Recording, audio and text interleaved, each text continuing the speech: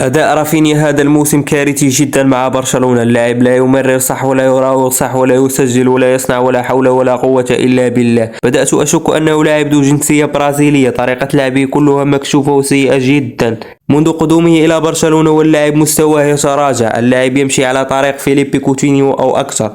بصراحة رافينيا غير مهتم، تحس لا يريد أن يطور من نفسه. خرج عثمان ديمبلي وقلنا اللاعب سيأخذ فرصة كبيرة وينفجر. جاء فتى صغير يمين يامال يراوغ أفضل منه ويرسل العرضيات أفضل منه ويمرر ويصنع ويجد الحلول. رافينيا حتى الكرة أصبح يخسرها. ما هذا المستوى الكارثي؟ يذكر أن اللاعب جاء من ليدز يونايتد بسعر غالي جدا. جواو فيليكس وجواو كانسيلو جاءوا بأقل تكلفة إعارة ويقدمون هذا الموسم أداء رائعا جدا.